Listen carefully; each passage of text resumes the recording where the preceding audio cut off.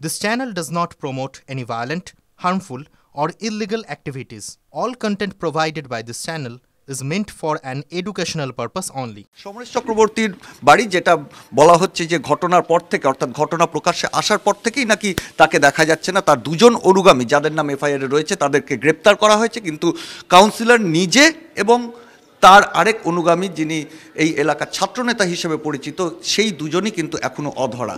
এই যে গেট, বাড়ির যে মূল গেট আমরা দেখতে পাচ্ছি, বাড়ির গেট তালাবন্ধ। ভেতরে সমরেশ চক্রবর্তী যে ফ্লোরে থাকেন সেখানকার কলিং বেলও দেখা যাচ্ছে।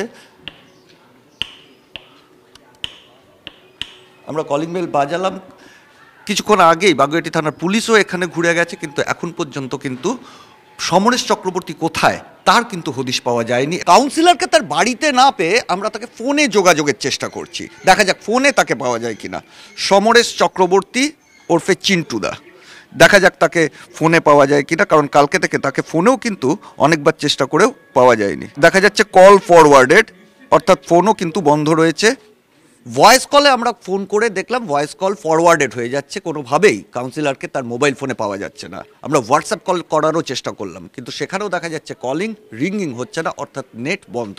বাড়িতে কাউন্সিলরের হদিশ না পাওয়া গেলেও তার বাড়ি থেকে কয়েকশো মিটার দূরে স্থানীয় ক্লাবের যে সামনে যে উঠোন রয়েছে সেই উঠোনে কাউন্সিলরের গাড়ির কিন্তু হদিশ পাওয়া গেল। আমরা দেখতে পাচ্ছি সামনে যে গাড়িটা রয়েছে WB08P1516, এই গাড়িটা কাউন্সিলরের নামেই রেজিস্টার্ড, এবং সেই গাড়ির মধ্যে যে বোর্ড লাগানো রয়েছে সেখানেও কাউন্সিলরের পরিচয় দেওয়া রয়েছে, এবং গাড়ি এখানে রেখেই তিনি কোথাও গা ঢাকা দিয়েছেন এমনটাই কিন্তু জানা যাচ্ছে। অর্থাৎ গাড়িও সঙ্গে নেননি, এবং সেক্ষেত্রে তিনি কলকাতার মধ্যেই কোথাও আছেন না কলকাতার বাইরে কোথাও গা ঢাকা দিয়েছেন, এই প্রশ্নগুলো উঠে আসছে। তার মোবাইল বন্ধ, এবং সেখানে পুলিশ তার যা সঙ্গী সাথী বা বিভিন্ন তার সঙ্গে যারা রয়েছেন তাদের ওপর নজরদারি করছে এবং তাদের মারফত জানার চেষ্টা করছে কোথায় এই মুহূর্তে ওই কাউন্সিলর গ্রেপ্তারি এড়ানোর জন্য লুকিয়ে রয়েছেন। কালী পুজোর আগে থাকতে টাকা দাও 40 লাখ দাও 50 লাখ দাও এরকম করে করছি, পার্ট পেমেন্টও করেছি, একবার 2 লাখ একবার 1 লাখ, তার আগে একবার 20 লক্ষ টাকা নিয়েছে। তারপরে রিসেন্টলি আবার টাকা চাইছে, টাকাটা দিচ্ছি না বলে 30-40 জন ছেলে ফেলে পাঠিয়ে মাথায় মেরে, বন্দুকের বাড়ি, রিভলভারের বাড়ি মাথায় মেরে মাথা ফাটিয়ে দিয়েছে।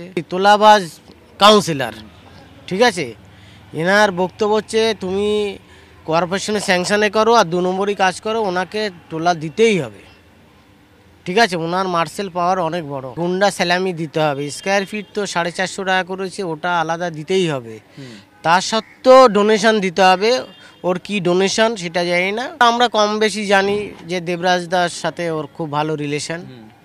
বাকিটা সমরেশকে অ্যারেস্ট করুন, সব জানতে পারবেন কার সাথে কি রিলেশন ও নিজেই বলবে। আমি তো হাইকোর্টে মামলা করব যদি সমরেশ চক্রবর্তী যদি অ্যারেস্ট না হয়। সাইটে কাজ চালু হবে কালকে থেকে। আমার সেই নেই, মানে সেই মানসিকতাই নেই যে আগামী দিনে আমার প্রতি কি হবে। সমরেশ যদি অ্যারেস্ট হয়ে যায় তো আমি কাজে আবার লাগবো, আবার কাজ শুরু করব। তার আগে আমি একটা আতঙ্কের ভিতরে আছি, আমার 2টো বাচ্চা আছে, আমি খুবই আতঙ্কের ভিতরে আছি। কি প্রবলেম হবে, আমার বাইরের থেকে থ্রেট আসছে, লোকাল ছেলে দিয়ে এবার হবে না, এবার বাইরের ছেলে দিয়ে আমার ব্যবস্থা করবে।